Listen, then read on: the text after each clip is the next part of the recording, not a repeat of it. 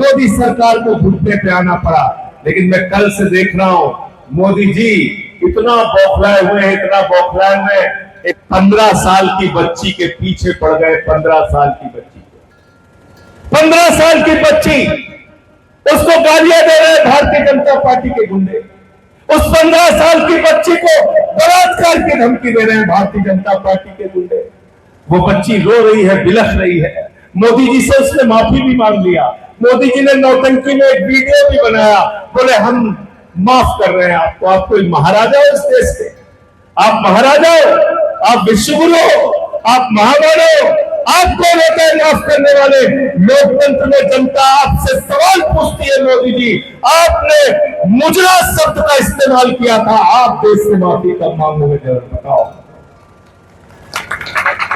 किया था कि नहीं किया था बताओ? किया था कि नहीं किया था? कहा था विपक्षी पार्टियां मुजरा करे जाके अपने वोट बैंक के सामने। अरे विपक्षी पार्टियों में तो हमारी माताएं बहनें भी काम करती है। मोदी जी वो सब मुजरा करेंगी? ऐसी भाषा का इस्तेमाल आप करते हो, माफी तो आपको मांगनी चाहिए देश से। आपकी पार्टी से जुड़े हुए लोग मां की गालियां देते हैं टीवी चैनल पे बैठ के। मैं भारतीय जनता पार्टी की नीतियों के खिलाफ सदन से लेकर सड़क तक लड़ता रहता हूं। मुझे मोबाइल पर दिन भर गालियां देते हैं तुम्हारे लोग, लेकिन हम लोग रोने धोने वाले लोग नहीं है, याद रखना। तुमसे दो दो हाथ करके लड़ाई लड़ने का काम करेंगे। हम तुम्हारे साथ हैं। किसी चक्कर में मत रहना, किसी गलतफहमी में मत रहना। हिंदुस्तान में हर आदमी तुम्हारे लिए, तुम्हारे सामने घुटना टेकने के लिए पैदा नहीं हुआ है।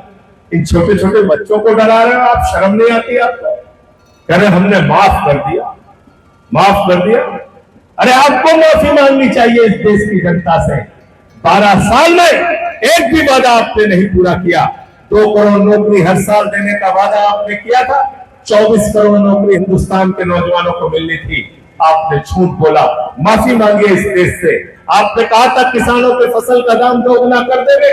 आज तक किसानों के फसल का दाम 2 गुना नहीं हुआ। उनको लाठियों से पीटने का काम आप करते हो, जब गन्ने का, धान का, गेहूं का दाम वो मांगने के लिए जाता है। माफी मांगिए इस देश के किसानों से कि आपने उसके आमदनी दोगुना करने का काम नहीं किया। आपने कहा था 15 अगस्त 2022 तक पूरे हिंदुस्तान में सबको पक्का मकान मिल जाएगा। आप झोपड़ियों के ऊपर बुलडोजर चलाते हैं, गरीबों का घर उजाड़ते हैं, आदिवासियों को विस्थापित करने का काम करते हैं। माफी मांगे इस देश के गरीबों से, आदिवासियों से, झोपड़ी में रहने वाले उन लोगों से जिनके ऊपर आप बुलडोजर चलाने का काम करते हैं। आपने नौजवानों से वादा किया था कि हम इस देश में एक बेहतरीन व्यवस्था आपके लिए देंगे।